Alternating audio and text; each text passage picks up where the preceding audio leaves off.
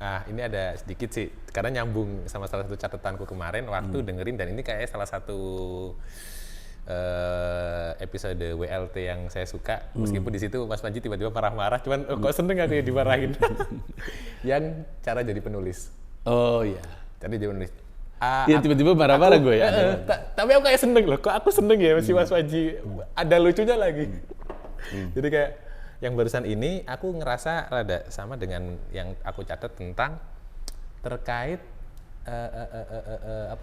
value si pekarya itu kan di situ kalau nggak salah Mas Panji bilang tetap orang yang nentuin. Nah, apakah emang bener-bener harus kita nunggu orang lain atau sebenarnya kita bisa sebenarnya ngeset di angka tertentu terus nanti tumbuh pelan-pelan atau kayak gimana Mas Panji? Ya masalahnya pemberi kan gini ya, kan ada harga, ada biaya, ada nilai. Kalau biaya ngerjain sesuatu ukurannya gampang, ini bahannya berapa, pakunya berapa, itu biayanya tuh.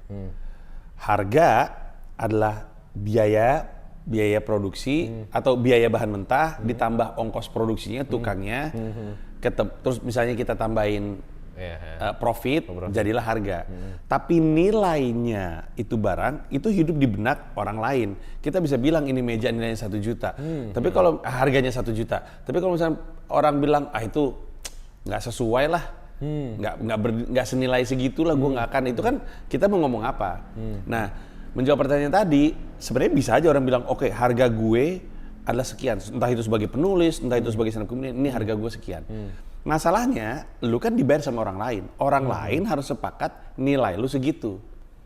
Dibutuhkan kemampuan untuk lu ngeraba. Rabaan gue terhadap nilai gue sama rabaan pasar terhadap nilai gue sama atau tidak. Itu hanya bisa ditemukan kalau misalnya kita terlebih dahulu atau terbiasa atau secara rutin mempublikasikan karya kita. Entah itu joke stand up kita ataupun tulisan-tulisan kita. Karena kalau misalnya kita simpan aja, menurut gue ini bagus banget nih, menurut gue ini harganya mahal. Kalau ada yang pengen buku ini karya tulisan gue ini difilmkan, akan gue minta 1 miliar. Ini kan dia sendiri yang bilang.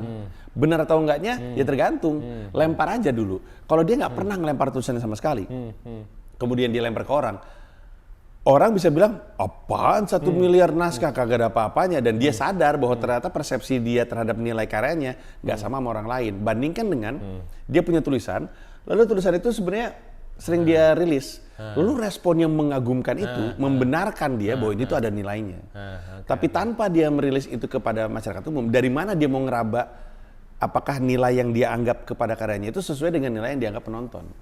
Jadi boleh aja untuk seseorang merasa karya gue nilainya sekian, boleh aja.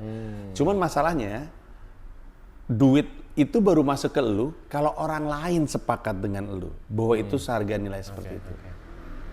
Gitu. Ya.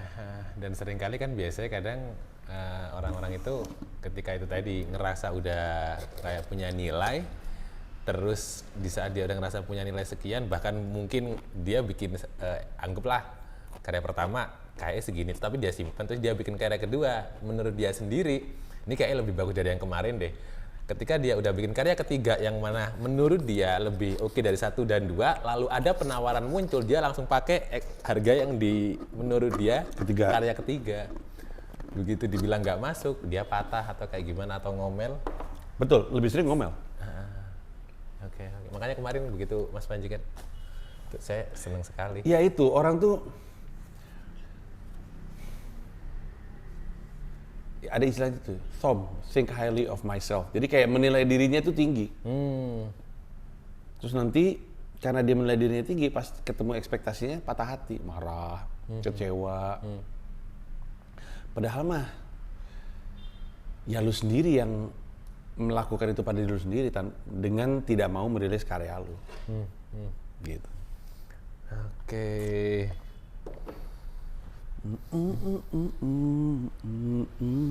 Seru obrolannya.